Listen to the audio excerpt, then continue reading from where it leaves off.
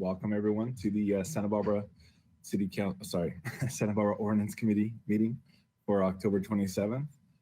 Madam Clerk, may we have a roll call, please? Councilmember Jordan. Here. Mayor Pro Tem Sneddon.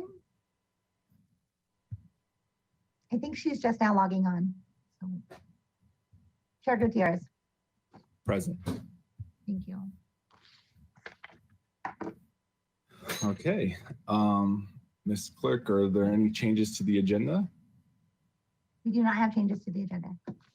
Okay. Are there any public comment for general items? We have one. It's going to be Anna Marie Gott. Let me double check. Anna Marie Gott, please go ahead. Hi, good morning or afternoon. I actually just wanted to bring up something, and it actually has to do with Chapter 28.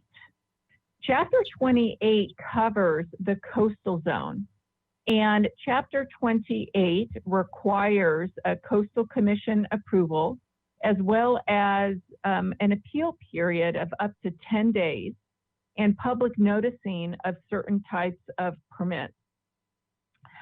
You may not be very aware of it, but staff is aware that all sorts of different types of projects require coastal development permits. It could be a permanent project, such as a building, or it could be an event. And Coastal Commission actually has oversight of many of these types of events that are in the coastal zone, which includes everything from the funk zone to our beaches. And it's really unusual in that the requirement for noticing projects actually requires very specific findings if you're going to be denying something, and noticing requires that you actually mail out written notice to those that will be most affected by a particular event. That would actually require a 10-day written notice, and once a decision is made, it would require a 10-day appeal project. 10 days is very much standard for any municipality's discretionary review and approval process. And I just wanted to bring that up because you cannot arbitrarily make changes to anything that is subject to the coastal zone without the approval of the Coastal Commission. And that actually requires a substantial amount of noticing with regards to the public.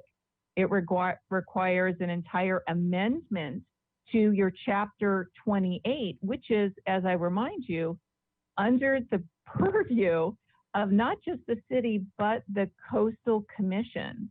So whenever we're talking about ordinance changes, especially those that will affect anyone or anything in the coastal zone, it requires more than just a meeting at Ordinance Committee. It requires a lot of review, and it requires the Coastal Commission's approval. And I think that we need to really, think about what we're putting on agendas when we're talking about things that will affect anything in the coastal zone. Thank you very much. Thank you, Ms. Scott. Madam Clerk, is there any more public comment for general items? No further speakers for public comment. Okay. Madam Clerk, would you please read out our first agenda item? Of course. Subject: proposed municipal code amendments pertaining to special events in the city of Santa Barbara and city parks, on city beaches, streets, sidewalks, and plazas, and pertaining to the permits and regulations for parades, athletic events, and other events requiring the closure of streets and other public rights-of-ways. Recommendation: that the Ordinance Committee consider proposed amendments to the City of Santa Barbara's Municipal Code, amending Title 15, adding Chapter 15.17, pertaining to special events in city parks, on city beaches, streets, sidewalks, and plazas, and amending Title IX of the Municipal Code by repealing Chapter 9.12 pertaining to permits and regulations for parades, athletic events, and other events requiring the closure of streets and other public right-of-ways. Thank you, Madam Clerk. May we have a staff report, please?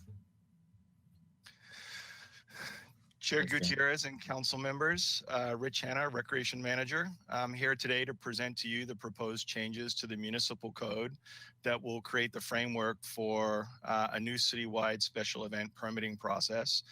Before I go into the presentation, I just wanted to let the committee know that we've also been working not only as an interdepartmental team, but we've also been noticing past, present, and future event coordinators and organizers of these public meetings as we move through the presentation today and then on to City Council. Next slide, please. So the purpose today, again, is just to review Title 15, Recreation, Beaches, and Parks, chapters of the Municipal Code, and add Section 15.17, which is specifically related to special events in city parks, on city beaches, streets, sidewalks, and plazas. And also review Title IX, the public peace and safety changes that involves repealing Chapter 9.12 for permits and regulations for parades, athletics events, and other events requiring the close of streets and other public right-of-ways. The information contained in Chapter 9.12 was added to Section 15.17 for consistency as we redefine the citywide special event permitting process. Next slide. So just by way of background, before we even got here today, this work effort involved, as I said, an interdepartmental team consisting of the city administrator and city attorney's office, fire, parks and recreation, public works, including downtown parking and transportation, and the police department. Which gives you a sense of the breadth of all the departments that could be involved in the special event permitting process. On an average year, the city of Santa Barbara permits over 178 public special events, with the majority of those being permitted by the Parks and Recreation Department, followed closely by the Police Department. The Parks and Recreation Department having the largest role because many of the events are either in a park, on a beach, or immediately adjacent to one of those two locations.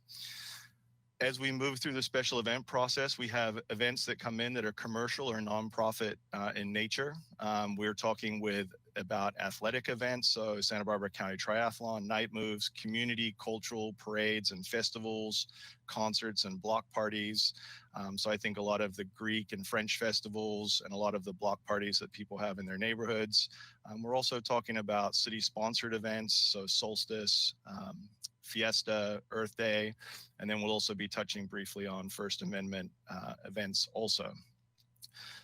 Events can be complicated. They require a significant amount of planning, review, and permitting for multiple city departments. So as we've gone through this entire process, our goal is to really focus on improving customer service, improving the permitting process, the review process, the length at times, and also improving staff efficiencies across the city organization. Next slide, please. So as we moved through this process, which started several years ago, but has recently come to today's presentation, we wanted to review and determine the opportunities to improve the city's special event process citywide. So what we did as an interdepartmental team is we looked at other industry standards. So we looked at other coastal cities that had processes that were currently in place. So we looked at Oceanside, City of Santa Monica, City of Santa Cruz, and some others. And we looked at what they were doing, and we made some quick determinations that a lot of what we included in our guidelines was actually current with what they were doing. However, they were using a lot more technology and ways to improve the customer special event organizer experience as they move through the permitting process.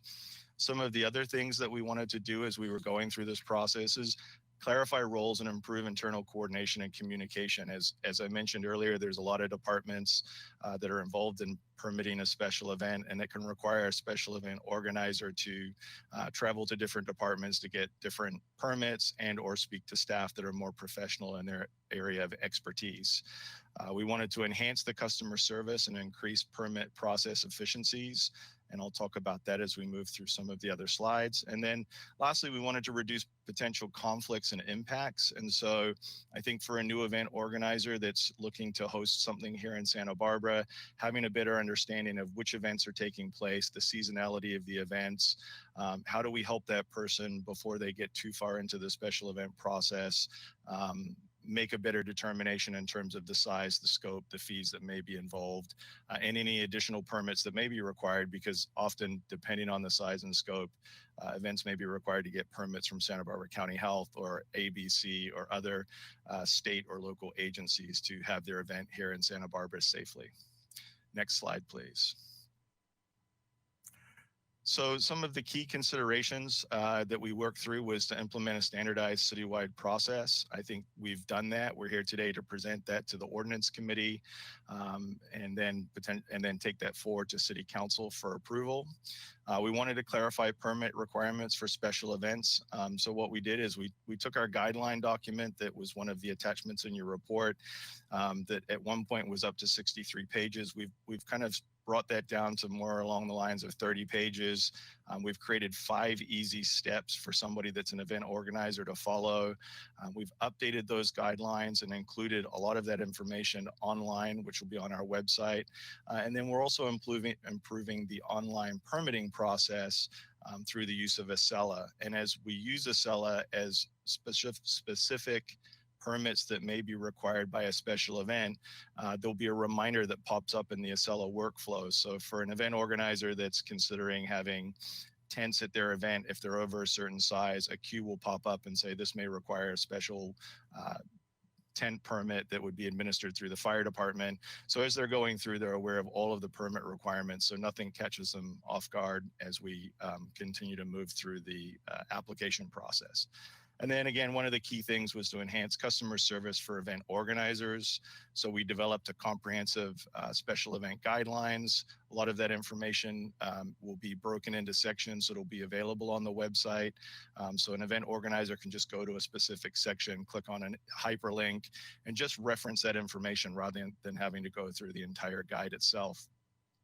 We also wanted to designate a specific person in the city that coordinates all of the special events. Currently, as I mentioned, some of the events are being permitted through the police department, with the majority in Parks and Recreation. We wanted to kind of have one point of contact for all event organizers to ensure consistency with the process and the application of the permitting process. And so through this, we've identified that the special events coordinator in Parks and Recreation will serve as the designated city special events coordinator. And then thirdly, develop a dedicated special events webpage. So as I referenced, the cities that we inquired with in terms of how they administer their special events and how they communicate that to the public and event organizers, we looked at that and we thought there was a great opportunity here for us to improve how we prioritize and place information on the city's website to assist people both with the planning, but also as they go further into the event permitting process with information that can assist them with that. Next slide, please. So just this, the website is currently under development, but just to give you kind of a snapshot, this is what it will feel and function like as it rolls out. It'll have a specific homepage. As I referenced earlier, you know, the 5 simple steps for getting things permitted. We'll have a lot of these quick permitting links, a contact for our special events coordinator, and that person's available for a phone call to check in, as well as an email, as well as the workflow through Acela. So we want to be as available as possible for people to assist them early in the event permitting process. One of the other things that we'll be featuring on the city website is a citywide special event calendar that will show where events are, which dates they are, which would help anybody planning a special event, but also just members of the public wondering what might be going on in or near their residence or in the waterfront on any given weekend throughout the year. So this is going to be a key way for us to further enhance the customer satisfaction and customer service process for event organizers moving forward. Next slide, please. Some of the other things that we looked at as a team was to look at the clear defining permitting paths. And so one of the things that will be featured on the website is the diagram to the right, which at a first top level glance just shows you how somebody would move through the special event permitting process. I'd like to spend a little bit of time just explaining what the benefits are here for the certain types of events that we permit on an annual basis. So first of all, the returning event. So we have a lot of events that return year over year, whether they're one time a year or multiple times like a summer series. They've done all the work, they've been through the permitting process, they've checked all the boxes, they know what's required. They'll have the ability to go into Acela and clone their event from the year previously, update the information for this year's current event, and then resubmit it back into the workflow, which should significantly increase their permit approval turnaround, but also, improve workflow throughout the city because it's something that's already been approved, and a lot of the information from previous events will be contained within Acela. We also wanted to create a designated area for city-sponsored events. So city-sponsored events are events that receive either financial funding or in-kind services from the city of Santa Barbara. So again, Solstice, Fiesta, just to name a couple. And so what we wanted to do is have them move through a workflow because they do have other in-kind services available to them as part of their agreement with the city of Santa Barbara. And we want to be able to make sure that we can capture that information in this workflow, which will also help other departments with their planning and staff resources. So when we have large city-sponsored events like Fiesta, we're talking streets, parking lot closures, street closures, additional law enforcement, and trash and recycling services. So a city-sponsored event will have a different track to move through the special event permitting process. For the first-time event, what we're setting this up to be is that that person will actually send an inquiry in that will go to the special events coordinator using something similar to a seamless document. And it's their way to gauge or ask questions or submit their event without having to actually go through the entire process, without having any sort of experience on what it requires to permit the event. City staff can review that, the special events coordinator, and then provide feedback. And then if the event is still something that's viable or something that's going to continue through the process, they would then enter the Acela work permitting process or special event permitting process to the right. And then similarly for First Amendment rights or events, although they're not required to have a special event permit in almost all cases, we're setting up some standardized processes for facilitating First Amendment events. And I'll talk about that on a slide that's upcoming. Some of the other things that we wanted to standardize as we moved through this process was deadlines and approval processes. Obviously, an event that gets turned in more than 300 days, we're always happy to have an event come in earlier, but we set it as up to 300 days. So almost a year ahead of your event, it can be submitted. We were trying to make sure we don't get events at the last minute that require a burden on staff resources or just other agencies that are required to issue permits. So events that are submitted under 90 days may not be permitted, and that will depend on staff availability and resources. And again, this is not the case for First Amendment events. And then the approval will depend on the size and complexity of each event. And so it is a goal to turn around these events as soon as possible, but depending on the size and scope, the approval process may take some time. Next slide, please. So when we're talking about streamlining permitting, review, and approval processes, we reached out when we were talking to other cities, and we've also talked to other departments that are currently using Acela. And we found that there's a special event process or workflow within Acela. And so we're planning on using that to automate the special event application process and then the permit process. It'll allow us to have all of the information contained in a centralized database for year-over-year review, for staff to share notes with an event organizer, and essentially be the conduit between the special event coordinator in the city and the special event organizer as they move through the permitting process. We also looked at creating staff efficiencies. And so by having the Parks and Recreation Department be the lead department, it allows both efficiencies across the city organization from having one person be the point of contact with the public and then requiring on other staff members from other departments that are more expert subject matters based on their area of expertise to participate, but not be the out-facing person meeting with the public every time an event comes through the city's special event permitting process. We also wanted to make sure that we maintain the respective department roles. And to be clear here, I don't think there's any one person as an event coordinator that I've met that can speak to all the intricacies of what's required by the fire department, what may be required by a street closure, what might be required by the police department, but they'll have the opportunity to participate in the review and approval process in Acela. However, they won't be the out-facing person working with the special event organizer. One of the other things that we did when we were looking at these amendments is we evaluated the need for law enforcement. And so a couple of key things that I'd like to bring up is that, quite often currently the Santa Barbara Police Department uses or allows security staff and event volunteers to augment law enforcement where services are feasible. I would also add that we've got a lot of event organizers that are more comfortable having police presence or law enforcement present at their event, both from a safety perspective, but also the way that they can interface directly with the local emergency medical system should there be a need for further response beyond what the event applicant has secured for their special event day. Next slide, please. And so just to come back to the First Amendment rights, they are exempt from requiring a special event permit. Currently, staff are typically made aware of these events, usually at the last minute or through social media.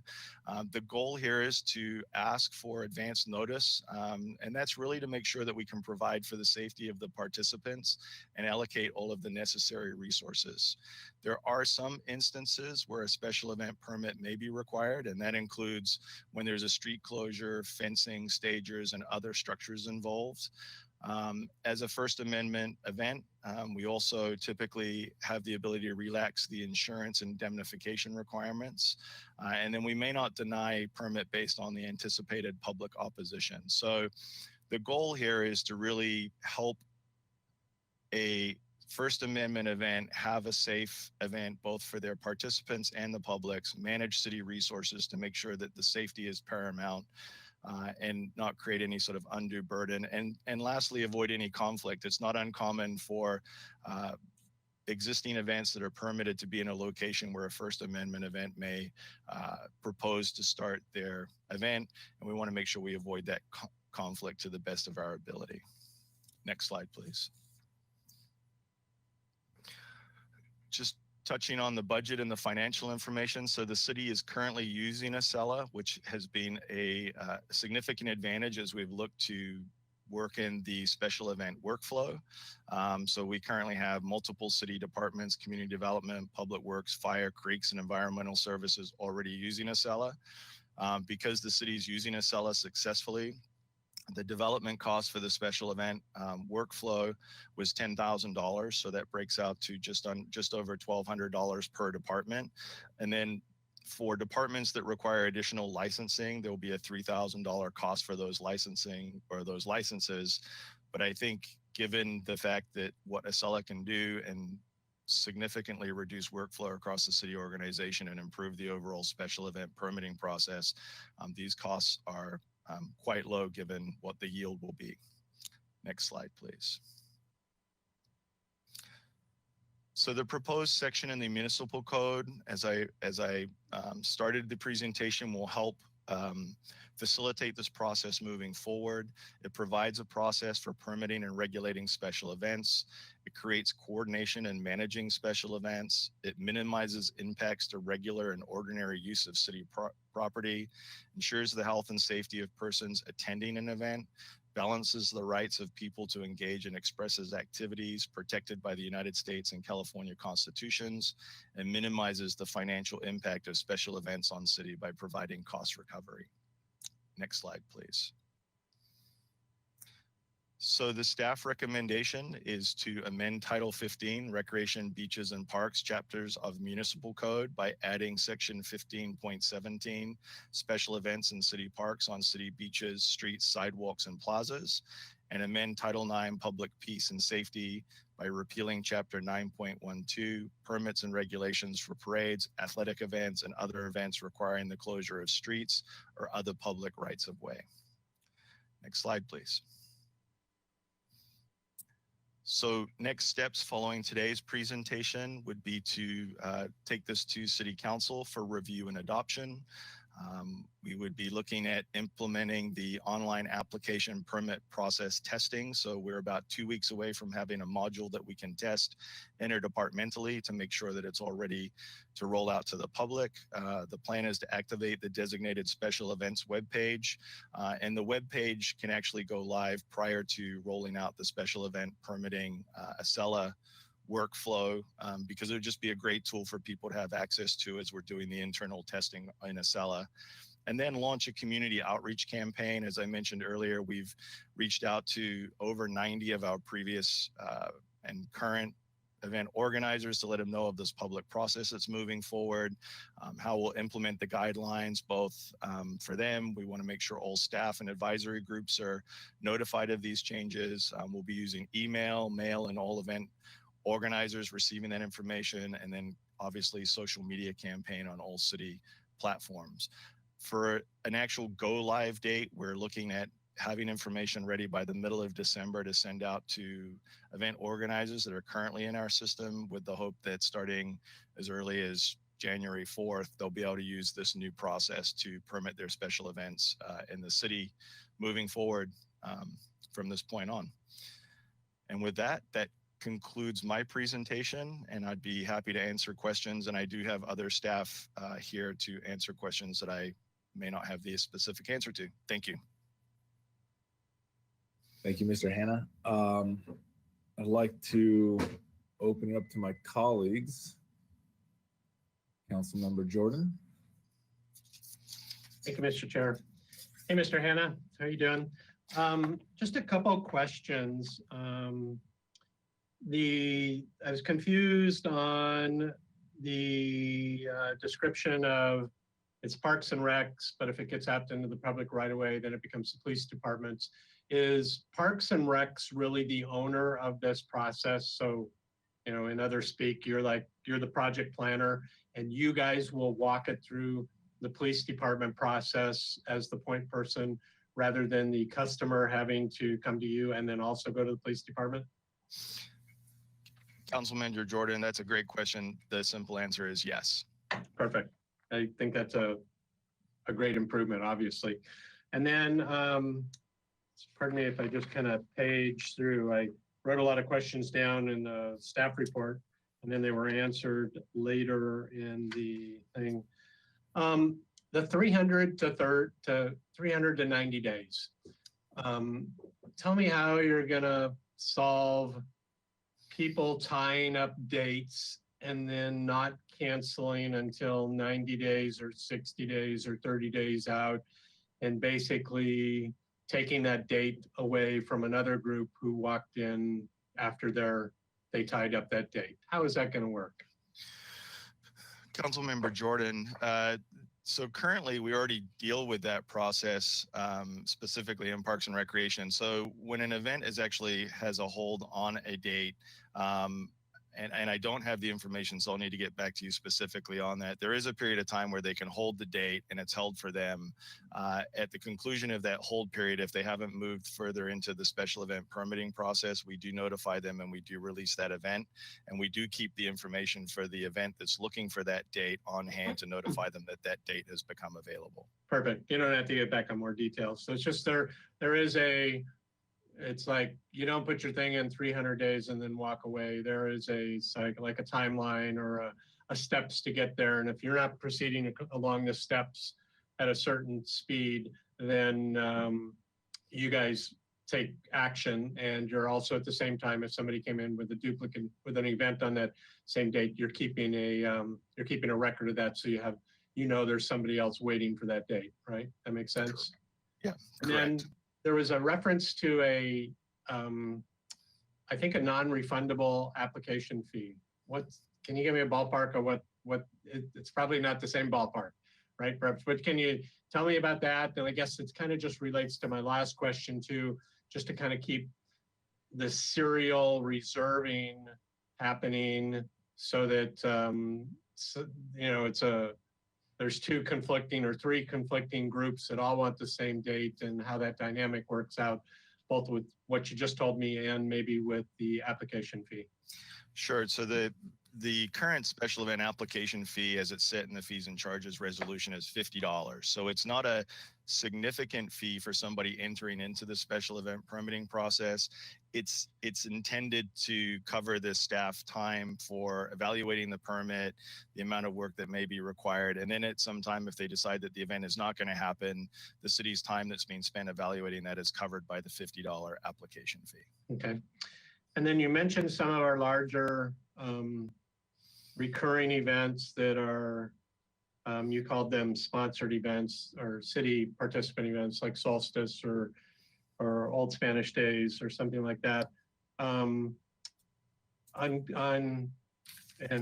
night moves or whatever, but on events like that have a history with the city, are we, I guess, just from my kind of language, are we protecting those events in the system and giving them first shot at their traditional time and place before we allow, regardless of the 300-day thing, before we really allow somebody else to come in and grab it up as a competitor? Councilmember Jordan, yes, we do. We manage those events. And so on a small scale, from something like night moves, we know the time and the period it takes place every year. That event submits their process typically early, and then we hold that date for the event. So if somebody wants to come in and run a competing event against night moves at Ledbetter in the summer, we would not take that actual application or permit until we verified if night moves was going to return. And that can apply all the way up to Fiesta. Very good. Thank you so much. Those are all my questions. Thank you, Councilmember Jordan. Unless Mayor Pro Tem has some questions, I'll go ahead and ask mine. Okay, seeing how she's not coming on, I'll just ask my questions. Mr. Hanna, I first want to say thank you for making it more internet friendly to be able to go through the permitting process. I think that's a great improvement. My first question would be, how much does it cost to get a permit approved or submitted?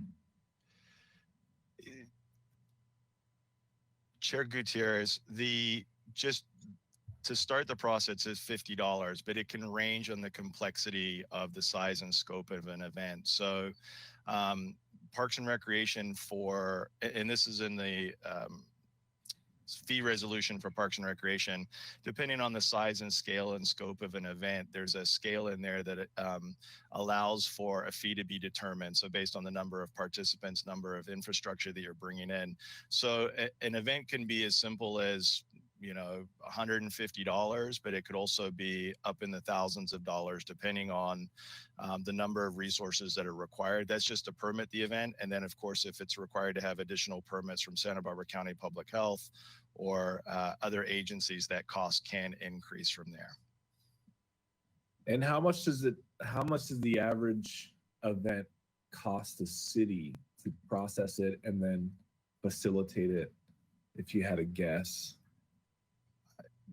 Chair Gutierrez, I couldn't give you a good guess at that right now because it's currently being handled by multiple departments weighing in on the process, and it would be unfair for me to give you an incorrect number. I'd be happy to, as we move this process forward, come up with an answer for you, but I couldn't even come up with something close. Sorry.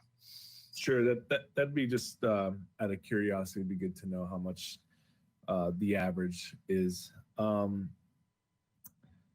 Why is this being considered now at this point?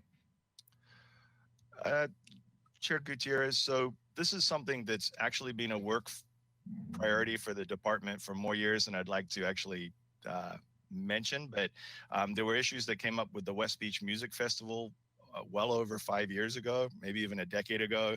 And this was a departmental work project that got moved forward. Recently, this was included as part of the budget adoption by City Council to look at special events, specifically looking at organization and workflow throughout the city. And so that's why this is coming forward at this time. It's well overdue, and I do think it'll be a benefit both to the city and event organizers moving forward. Okay. And you said over 90 organizations and events were contacted. Is that right? That's correct. So we look back at our old, anybody that's had an event on the books with us for the last 5 years, current event permit holders and people that have inquired about events moving forward received a notification from Parks and Recreation about today's meeting and the process moving forward. And they were also directed to a website containing the special event guidelines. Now, does that also include people who asked for permits to protest?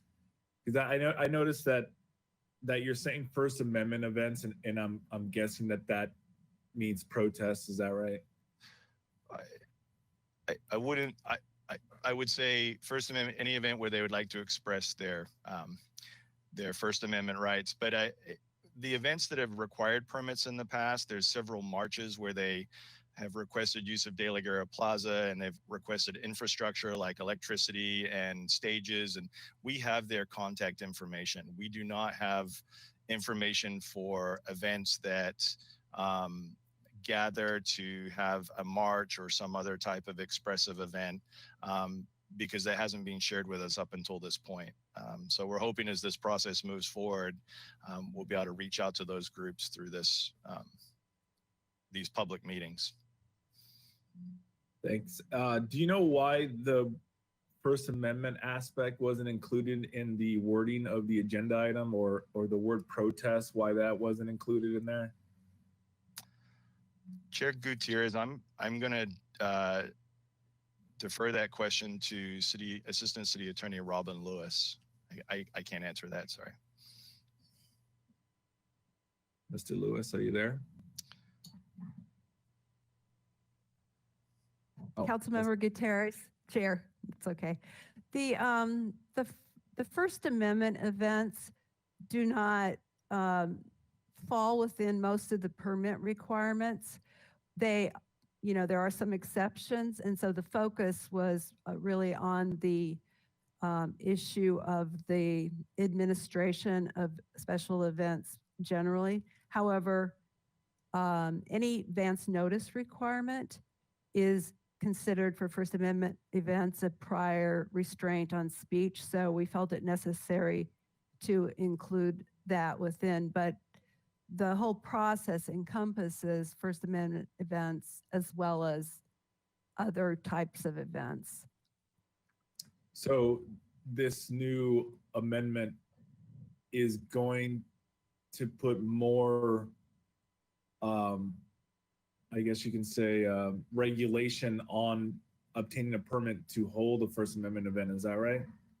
Or is it going to make it easier? Councilmember Gutierrez, I think it's going to clarify it. We've been aware of the First Amendment policies, but it's to clarify that a special event, both for event organizers as well as staff, that a First Amendment event does not usually require a permit, but we appreciate notification for the benefit of the event and people in the city. So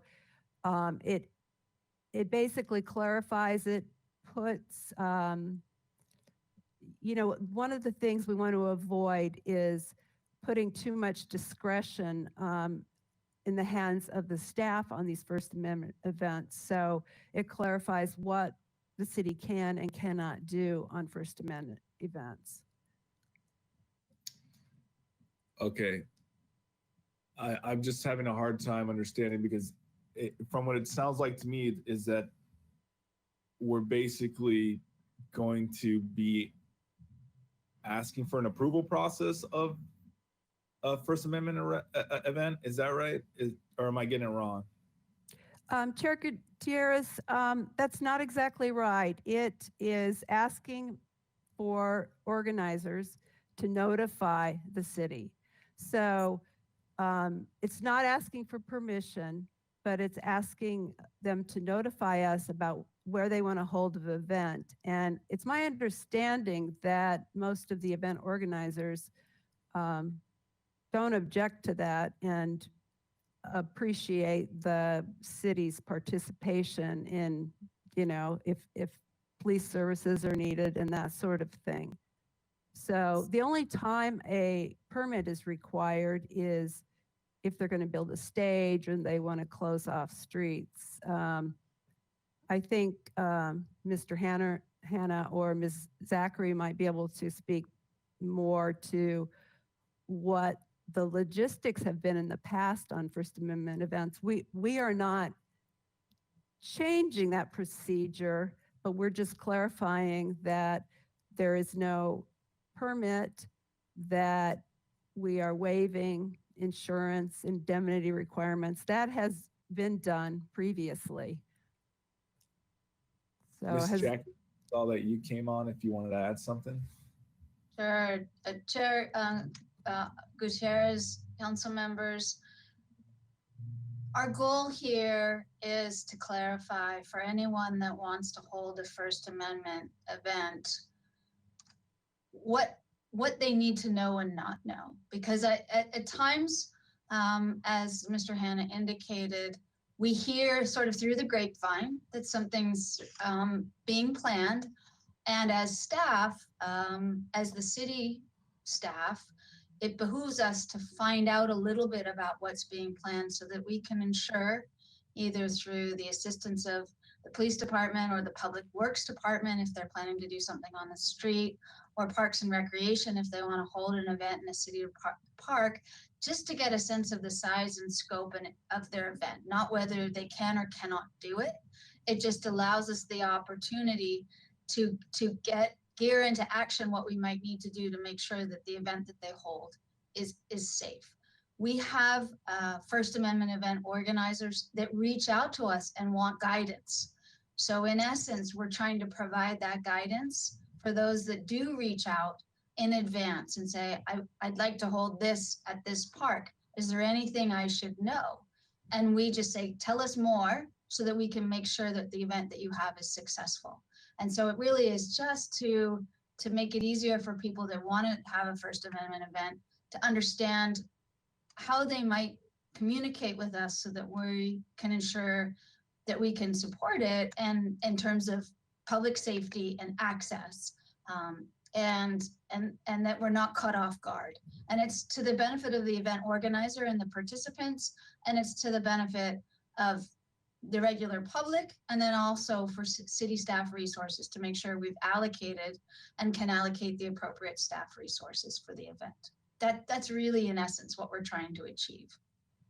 So what qualifies the issuing of a permit? Like, how big of a group of people have to be able to meet for it to justify a permit? Or is it the location of where these people meet that would have to justify a location or a permit?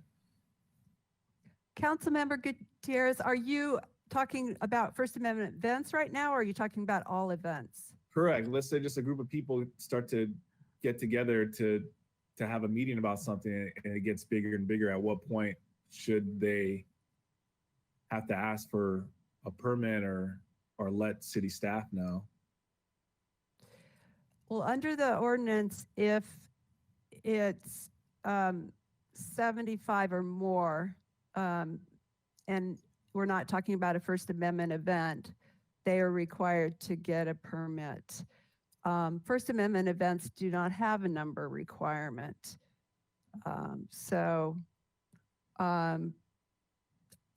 If you're asking, what if somebody decides to have an event, they think it's going to be 10 people and 100 people show up. Is that the circumstance you're asking about? Yeah, I just know that sometimes, somebody will throw a barbecue at a park and all of a sudden there's hundreds of people there, but that wasn't their initial intent. right. I'm not sure our rules address that circumstance. I don't know how frequently that happens. Mr. Hannah, do you Yeah, happen to know? Chair Gutierrez, so for a public special event, we did set the number at 75 people or more. We also do a number of other permits in parks and other areas for barbecue areas, large picnic sites, use of the park for something that may not be considered a special event. So somebody that has decided to use a certain park for a barbecue and they think they're going to have 20 people and 50 additional people show up, that's still not a special event because that was not the intent of the event that was permitted for that park or that type of a situation. In those instances where they've happened in the past, we don't really have a recourse other than to follow up with the person after the event and make sure that we have a better understanding of what occurred, or if there's any damage to the park or the infrastructure. For example, they still are required to pay a minimal security deposit for a barbecue or use of our parks and other spaces for events that are not considered a traditional special event. Okay. Chair Gutierrez, under the rules, if somebody wants to reserve a space, regardless of the size, then they have to get a permit. And so that may be a motivating factor for someone who is planning, you know, a barbecue or something like that to request a permit. Sure. So you had mentioned that you're trying to avoid certain conflicts. I mean, has there been a history of conflicts happening because of groups of people coming together or events happening that require a permit? Chair Gutierrez, there has not been a lot of conflicts, but they do occur. And when they do occur, it requires a lot of city resources, usually on a weekend, to respond to that area and figure out the process. So it can be as simple as somebody's rented Ledbetter group picnic area for their wedding reception, and somebody decides to put on a fundraising 5K walk that's using the entire parking lot in that space, and there's a conflict there. If the event organizer had contacted us, we would have known that there was a wedding reception scheduled for that area and avoided the conflict before it ever occurred. So it's typically when we have events in our parks and other places and then have a special event on top of that, we want to be proactive in terms of how we manage those two events without there being a conflict. Those are the ones that come up most commonly. And then also by having a special events calendar, the hope is that somebody that's planning a special event would see on there that there may be another special event in the waterfront area. The other example I would give you is the Arts and Crafts Show that's on Cabrillo Boulevard every Sunday. They have access to Cabrillo Boulevard. We cannot run athletic events through that area traditionally. We'd want to make sure that somebody didn't get too far down the special event permitting process thinking that they were planning on using Cabrillo Boulevard for the start of their race or their finish of their race, which would be in conflict of the Arts and Crafts Show. Okay. So just to go back, you say you reached out to 90 groups. Were any of them political or social justice groups? The groups that have requested permits in the past that would be social justice or political groups would have been contacted if they'd requested a special event permit in the past. If they have been a First Amendment or a political group that decided to have an activity, they were not required to have a permit before. We have no contact information for them, and they're not required to have a permit going forward. We're just trying to clarify the process. So we don't have a specific list of all of those individuals unless they've actually physically gone into the permit process and acquired a permit for their event. Ms. Jackery? There we go. Chair Gutierrez, just as in addition to what Mr. Hannah said, he was referencing our database of people that we've worked with in the past on permitting.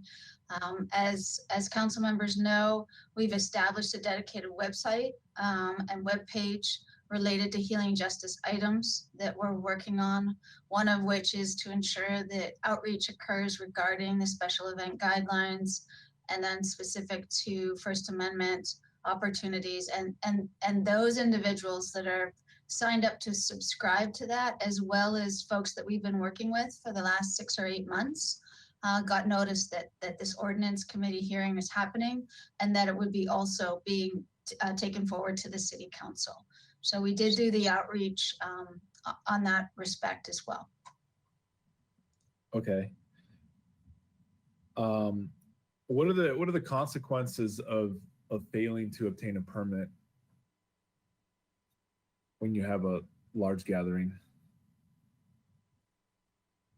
Chair Gutierrez, so we've established that 90-day window. So if somebody does not receive their final permit prior to hosting their event can be canceled. And we'd be working with the police department to make sure that that event is not conducted. So that would be for a special event that's moving through the process that did not complete their permit application process. After working with the city to make sure we support them to the highest degree, if they don't complete those requirements, their event would be canceled and it would not be able to take place. Would they be fined or any type of prosecution involved? Ms. Zachary? Chair Gutierrez and council members, we don't have a process that addresses that. I think what we strive for and what we require of any permittee is that they meet the permit requirements, and so that we know the use of city public space is done so in accordance with city guidelines and consideration for the type of event they want to hold. And these are special event permits. So imagine, as Mr. Hanna mentioned, a running race that involves people on the city street, for example. A race that involves food afterwards requires approval from county health, requires additional sanitation facilities, depending on the number. All of those things are all the steps that we work with an event organizer to achieve in advance of their event, so that it can be conducted safely. There might be a situation where they need a permit from the waterfront department to use a waterfront parking lot. So those are all the things that we reference in terms of what needs to happen. And that just showing up and having a running race because you feel like it isn't a successful way to proceed. Ms. Lewis? Councilmember Gutierrez, yes. If somebody did violate the rules, it would fall within our administrative citation process. So there is an enforcement vehicle available. And what would that, would it be a fine or would it be being arrested or? Well, it would be under the misdemeanor with discretion by the prosecutor to make it an infraction. So the penalties under, I believe it's chapter 1.28. And my last question is there any way to obtain a permit anonymously? There are some people, some groups that legitimately fear retribution for them being outspoken, and having a, record in a government file somewhere would definitely make them feel very unsafe. So I'm just wondering if there's any way to do it anonymously. Chair Gutierrez, I don't know the answer to that for the traditional special event permitting process that will be setting up in a cella. Although we are very sensitive in terms of how we work with individuals.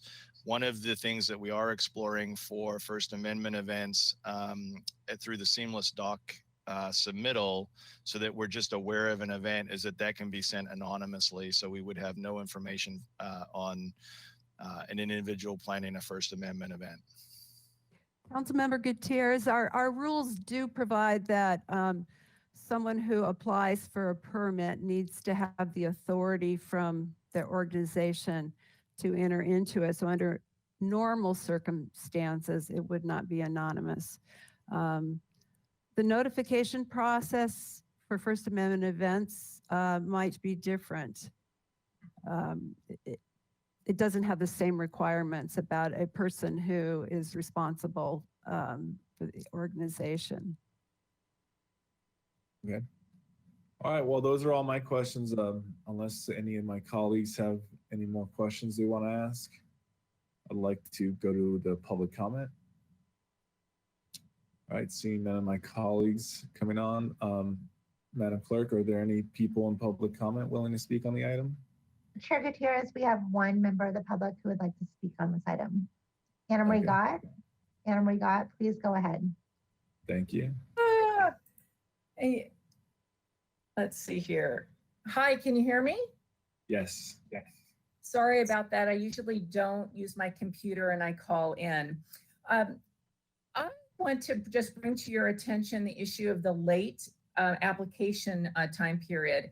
That actually doesn't say you have to have a minimum of a certain number of days. And to really process applications such as ones that actually require a coastal development permit, which requires noticing, requires coastal development, coastal commission noticing, as well as an ability to appeal, not just by the applicants, but by residents who may be affected.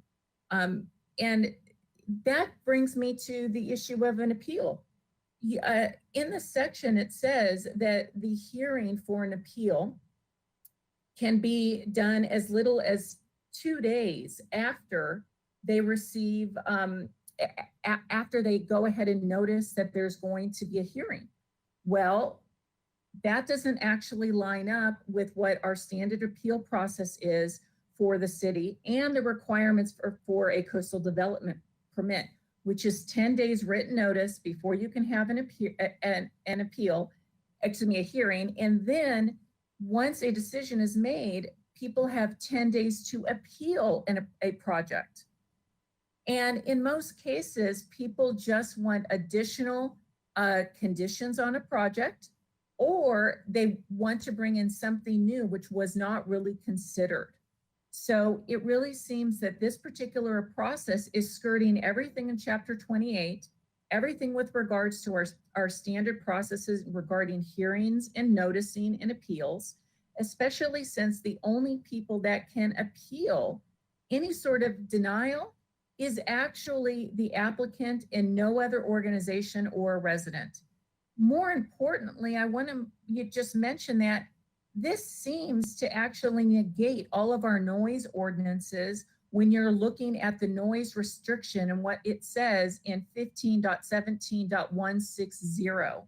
Oh, and the other issue that I just want to also bring up is that when we are talking about providing notice, there is no ability for anyone in the city to understand what special events are even being considered and how those actually affect certain residential areas regarding noise when you actually decide that you're going to have a band on a beach playing or a band in a park playing up until 11 o'clock at night because you've just circumvented your noise ordinance.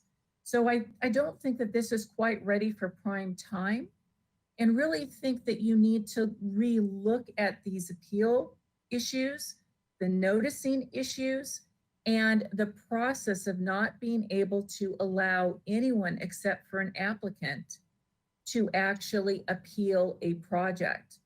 And that you completely remove the Coastal Commission. Thank you. Thank you, Ms. Scott. Thank you, Ms. Scott. Okay, now I'd like to go, actually, Madam Clerk, are there any other callers? Chair Gutierrez, no further callers. Thank you. Okay, now I'd like to go and open it up to my colleagues to discuss further or possibly make a motion. Mayor Pro Tem Sneddon, would you like to go first? Thank you, Chair Gutierrez. I guess I would like to ask the question about this issue with the Coastal Commission. If this is, I would imagine that our legal team understands how to do this properly, but if you could just comment on that. I'd be happy to, Chair Gutierrez, Mayor Pro Tem Sneddon. The Coastal Commission has traditionally had an exclusion for temporary events that are on the sand between Memorial Day and Labor Day. I'd be happy to investigate further but most of these First Amendment type spontaneous events would be excluded from Coastal Commission jurisdiction for the same reasons that the city can't have prior restraints or censorship of those kinds of spontaneous events. So I'll be happy to report fully to the council, but as of certainly in the 90s, the Coastal Commission had adopted guidelines excluding temporary events from CDP requirements. Thank you. I think that would just be a good idea then to have looked at that before it comes to full council. But my comments on this are, we're a festival town, city. We are a free speech city. We enjoy our protests and marches and opportunities to, not in COVID times, to gather in De La Guerra Plaza. And whatever can streamline those processes, I'm all for. And I think there's been, over the years, a lot of frustration when people apply for a permit in one place or another place, and it's not unified in terms of knowing where the conflicts are. So I'm all for these amendments moving forward, and I think it's just a welcome reality of our town that we really welcome this kind of public engagement. So I'm happy to make the motion to move this forward to council. I'd like to, Mr. Jordan, if you'd like to go first. Thank you, Mr. Chair. I'll second that just to keep it going. I had another question for Mr. Hanna, if he'd come back on. So, unless I've lost him. There you are. So prior life, I can't ever remember being asked for a coastal development permit for an event. And so I would hazard that what we just heard from the city attorney kind of meshes with you, that generally things that are happening on a short-term, non-recurring basis like that usually don't require anything to do with the Coastal Commission. Does that sound right? Councilmember Jordan, that's correct. And there's actually a specific section in the special event guidelines on page 27 that talks about the coastal development permit exemption process and as it relates to temporary events in the coastal zone. So that might answer a lot of questions as well. And then I just want verification too that everything we do, of course, whether stated or not, would comply with the municipal code, or the whole purpose of a event application and a permit is to give allowance to something that would happen a little different than the municipal code. Does that sound right? Councilmember Jordan. So say, for example, live music somewhere where live music would normally have to be off by 10 o'clock. A permit gives an authorization on a one-time event to allow that. That's the whole, that's one of the, to me, I guess, I'm asking if that's to you too, but to me, that's one of the entire purposes of running the gauntlet of a permit process. It is two purposes: to make sure that it does comply with our normal stuff that goes on in the city, and to the extent that it doesn't, it's vetted as part of the permit process to give an allowance. Does that sound right? Councilmember Jordan, that is correct. And I can think of, Fiesta as an example. Fiesta del Norte up in the Upper State Street area has a variance for their sound ordinance on the time that the festival is taking place, and all of the notifications to the surrounding neighbors are provided well in advance. Perfect. Then I just have a couple comments. I echo Councilmember Snedden's remarks in that we are blessed to be an event and festival town. And this is a welcome change. I'm particularly excited about the fact that you guys, Parks and Rec, will be the owner of this process, because there's enough anecdotal chatter in the history of doing events or festivals that you had to go to one place and then go to another place, and the one place told you that's their problem, and the other place would say that's your problem over there. And so I'm happy to hear you confirm that you'll be the owner, or the project planner, if you want to call it that, and have the ownership of the process. And it's one-stop shopping, at least to help everybody through it. the other suggestion I would have on that inside cover sheet, that's the welcome sheet in your draft handout. So what is a special event? Nope, I'm sorry, it's before that. It's right after the table of contents, I think, the welcome sheet. I would love to see you guys bring to council a statement on the goal or goals of this process. And I'll just give you two of mine, and I'm gonna bet you $1 that Councilmember Gutierrez is going to expound on the second one. But one would be a goal and our commitment that we're trying to facilitate community engagement in or development of festivals and events to the greatest extent feasible. Something that says that the purpose we are here with this product is to facilitate events and festivals. It's not to run you through a gauntlet. It's like we like those, they're part of our fabric, and we want to do that. And then I'm particularly struck by a couple other parts, one of which occurred to me prior, but then listening to Mr. Gutierrez talk, and that is a focus on a commitment to your non-big organization events. So if Mike wants to have a block party in his neighborhood, that this process embraces that right down to that level. You don't have to be Old Spanish Days. You don't have to be solstice. That the goal of this program is to facilitate neighbor to neighbor interaction, neighbor to neighborhood interaction, neighborhood to neighborhood interaction, that type of thing. I think that's key in this. And I think I'm not going to be able to talk as well as Oscar is going to be able to talk, but I think you need something in there on a bullet that talks about our commitment to First Amendment events. I mean, I'm going to have trouble with the word protest, but I'll let you guys wordsmith that with Oscar. But I think we are a city that recognizes and embraces our ability to have First Amendment events or occurrences. And I think we should state that right there on the welcome page, that part of this process is to facilitate your casual or not so casual First Amendment events because they're so important to all of us.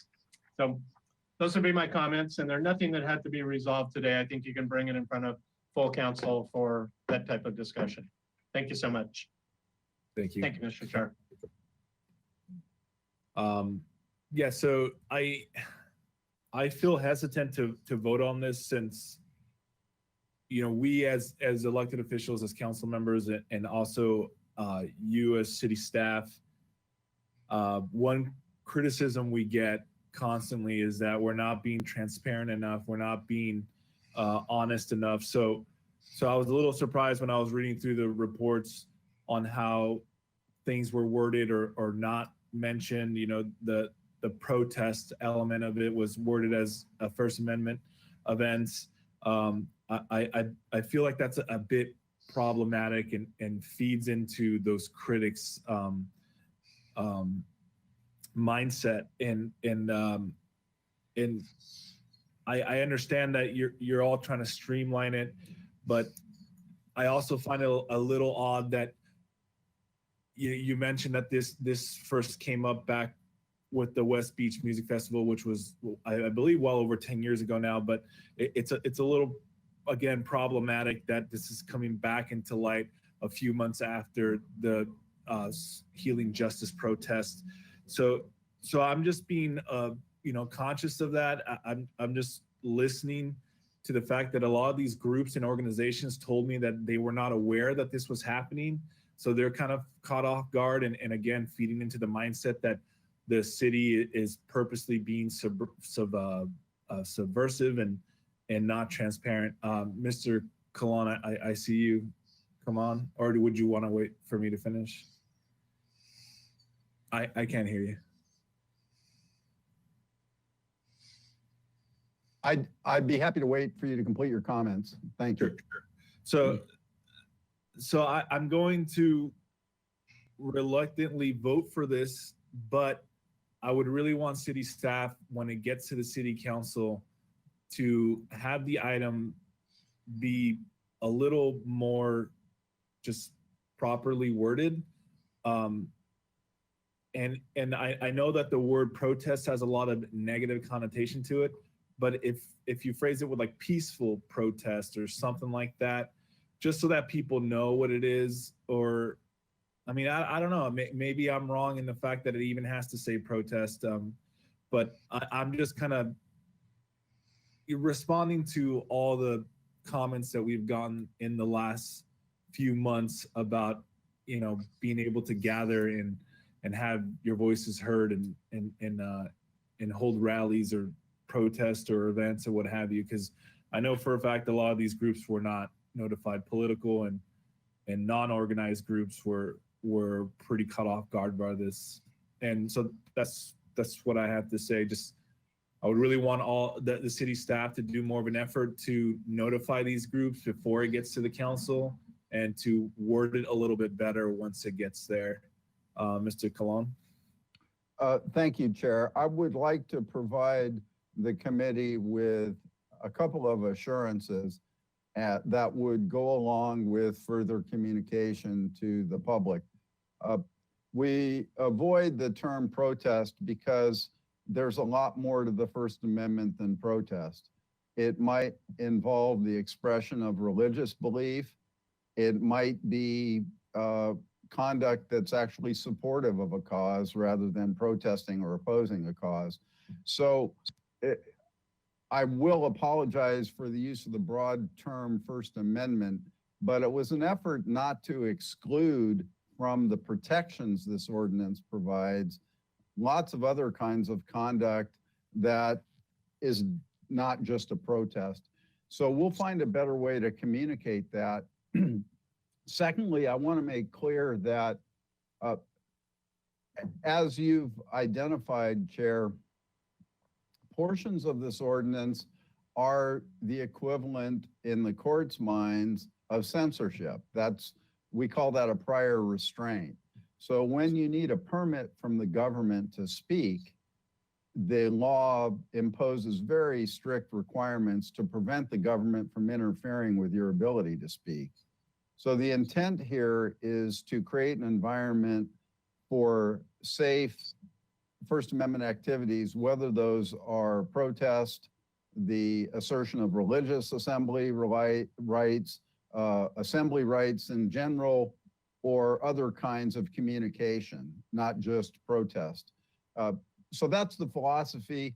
I accept and appreciate the concern about how it's been presented. Thank you, Mr. Colon. Mayor Pro Tem Sneddon, I see you came on. Yes, thank you, Chair Gutierrez. I'm happy to withdraw my motion if you feel that this is not ready yet to forward on to council, and to have the wording be reflective. I think we all believe in the protecting the right to protest and the First Amendment rights, and I think that the wording should be reflective of that. And if you're not, I don't want you to be reluctant about forwarding it on. So I'm happy to withdraw or amend the motion, whatever will make it so that we really are clear of our intentions. I believe we all have the good intentions here, and including the permitting and the parks and our legal team. But if the wording isn't quite there yet to bring to council, we can bring it back, and I'm happy to adjust on that, whatever you advise. Thank you, Mayor Pro Tem. How long will it take for this item to get to City Council for the official vote? Chair Gutierrez, we're scheduled to be at council on November 10th. So 2 weeks from today. 2 weeks. Mrs. Zachary? Chair Gutierrez, certainly if we wanted to spend some more time and come to council a little bit later, we can do that as well. Okay. I appreciate the efforts that you've all done. I know that you know, you mentioned that it's been 10 years since you've been trying to get this passed, but I just would feel a lot more comfortable if a little more time was put into allowing some of these groups to know what is being proposed, and maybe they might have some suggestions that could make it a little easier. So if my colleagues would like to postpone it a little bit, so just a little more time could be allowed so these groups would know, and also for the wording to be a little more clear, I would be supportive of that. Mayor Pro Tem Sneddon? I'll withdraw my motion. Chair Okay. Gutierrez. Yeah. So now a substitute motion should be made to instruct staff to come back to us. Is that correct, Mr. Colon? It may not be necessary, Chair, if I think I've understood the statements from Councilmember Jordan and yourself to fall into two categories. One, much clearer findings at the beginning of the ordinance that explain the city's intention to protect and promote protest and other protected activities. Secondly, some serious consideration to the wording about First Amendment activities to make sure that we're not misleading people. And third, some direct civic engagement with the people we've been working with on healing justice. Yeah, that would be really good, and not just them, right? There's a lot of groups, social groups and political groups that should be considered during this time as well. Well, I would ask for Ms. Zachary's point of view, but that would be fine with my office if you wish. Okay, Ms. Zachary. Chair Gutierrez, council members, ordinance committee members, I would, at your discretion, I think that work can happen and then we can come to council.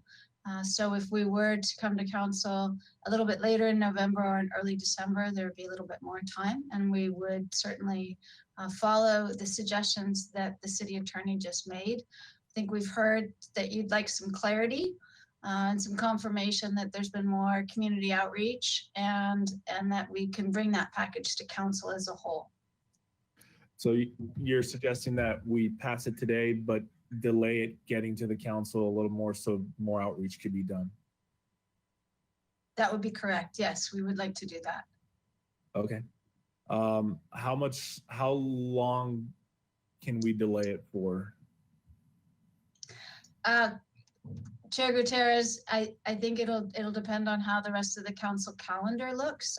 It's our desire and intent both to bring this to council so that we can move forward with implementation and put the implementation building blocks in place with the idea that hopefully in 2021 we can start permitting special events and having events and then also do the outreach to folks so that they're able to gather to express their opinions, which they can do, of course, right now as well. So it would be our desire to bring it to council before the end of the calendar year. Okay, that makes sense. So December, you think would be reasonable before we go into winter break? Chair Gutierrez, yes, I think we can do that. That would work for you and the rest of the committee. Okay. Would one of my colleagues like to make another motion stating that? Or should I do that? Mayor Pro Tem Sneddon? I'm happy either way with that, Chair Gutierrez. If you want to make the motion, I think your wording in there would be effective, and I'm happy then to second or Councilmember Jordan, however you would like to do it. Sure, I can make the motion that we pass this on to council, but have city staff do more outreach to groups that regularly practice First Amendment events and festivals, and to also make the wording more clear for the agenda item, if that makes sense. Mr. Hannah? Sorry, Chair Gutierrez, my camera just turned on. No, I have nothing to add, sorry. Okay. Second.